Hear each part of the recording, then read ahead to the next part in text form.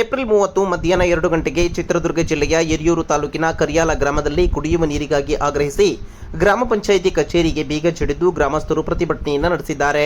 ಸಮರ್ಪಕ ಕುಡಿಯುವ ನೀರು ಕೊಡದೆ ಅಧಿಕಾರಿಗಳ ವಿರುದ್ಧ ಗ್ರಾಮಸ್ಥರು ಕಿಡಿಕಾರಿದ್ದಾರೆ. ಸ್ಥಳಕ್ಕೆ ಆಗಮಿಸಿದ ಇಒ ಸತೀಶ್ ವಿರುದ್ಧವೂ ಕೂಡ ಮಹಿಳೆಯರು ತರಾಟೆಗೆ ತೆಗೆದುಕೊಂಡ ಘಟನೆ ಜರುಗಿತು.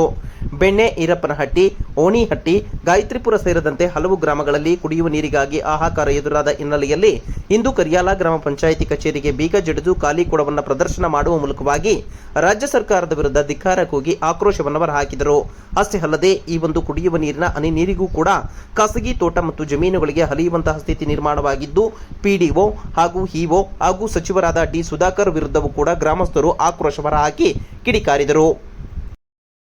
ಕಳ್ಸೋದು ನಾವು ನೋಡಿದ್ರೆ ಬೆಳಗ್ಗೆ ತನಕ ನೋಡಿದ್ರೆ ಒಂದು ನೀರಿರಲ್ಲ, ಮಕ್ಕಳು ಮರಿ ಹೇಳ್ತೇವೆ. ನಾವೇನ್ ಮಾಡೋಣ?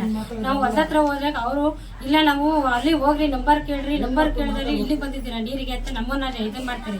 ನಾವೇನ್ ಮಾಡ್ಬೇಕು ಸರ್? ನಾವು ಊಟ ಕೇಳಲ್ಲ, ಬಟ್ಟೆ ಕೇಳಲ್ಲ, ಕೇಳೋದು ಒಂದು ತೊಟ್ಟು ನೀರು, ಒಂದು ಲೋಟ ನೀರು ಸರ್, ಅದನ್ನು ಕೊಡಕ್ಕಾಗೋದಿಲ್ಲ ಅಂದ್ರೆ ನಾವ್ ಎಲ್ಗೂ ಹೋಗ್ಬೇಕು ಸರ್? ಈಸ ಕೊಟ್ಟು ನಮ್ಮನ್ನೇ ಸಾಯಿಸ್ರಿ ಸರ್. ಹೋಗ್ಲಿ ಏನೇನ್ ಸಮಸ್ಯೆ ಆಗ್ತಾ ಇದೆ ಸರ್? ನಮ್ಗೆ ನೀರೊಂದು ಸಮಸ್ಯೆ ಅಷ್ಟೇ ಸರ್. ನೀರೊಂದೇ ಸರ್ ನಮ್ಗೆ ಕೇಳ್ತಾರೆ ಸರ್. ಮಕ್ಕಳಿಗೆ ಸರ್ ಸ್ಕೂಲ್ಗೆ ಹೋಗ್ತಾರೆ, ಒಂದ್ ಇದಾಗಿರುತ್ತೆ. ಮಕ್ಕಳಿಗೆ ಸ್ನಾನ ಮಾಡಿಸ್ಬೇಕು, ಬಟ್ಟೆ ತೊಳಿಬೇಕು. ನಾವ್ ಎಲ್ಲಿಗೆ ಹೋಗಿ ಬಟ್ಟೆ ತೊಳ್ಕೊಬೇಕು ಸರ್? ಮಕ್ಳೆಲ್ಲ ಬಟ್ಟೆ ಮಾಸ್ಕೊಂಡಿರ್ತೇವೆ. ಈಗ ಬೇರೆ ಯಾರನ್ನ ಬಂದ್ರೆ ಏನ್ರಮ್ಮ ಮಕ್ಳು ಹಿಂಗಿದಾರೆ ಅಂತಂದಾಗ ಅವಾಗ ನಮ್ಮ ಮನಸ್ಸು ಏನಾಗಿರುತ್ತೆ ಸರ್? ನೀವೇ ಹೇಳ್ರಿ, ಸ್ವಲ್ಪ ಯೋಚನೆ ಮಾಡ್ರಿ. ನೀರ್ ಬೇಕಂದ್ರೆ ಎಲ್ಲಿಗೆ ಹೋಗ್ತೀರಾ ಸರ್? ನೀರ್ ಬೇಕು ಅಂದ್ರೆ ನಾವ್ ಎಲ್ಲಿಗೆ ಹೋಗೋಣ ಸರ್? ನೀವೇ ಕೇಳ್ಬೇಕು.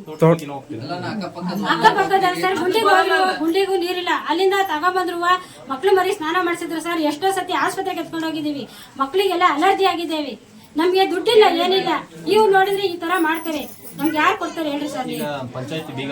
ಹೌದು ಸರ್, ಪಂಚಾಯತಿ ಬೀಗ ಹಾಕಿದೀವಿ ಸರ್. ಮನೆ ಬಾಗಿಲಿಗೆ ಟ್ಯಾಂಕರ್ ಬರತಕ್ಕ ನಾವು ಬೀಗ ಕೊಡಲ್ಲ. ನನ್ನ ಹೆಸರು ಶಶಿ ಸರ್.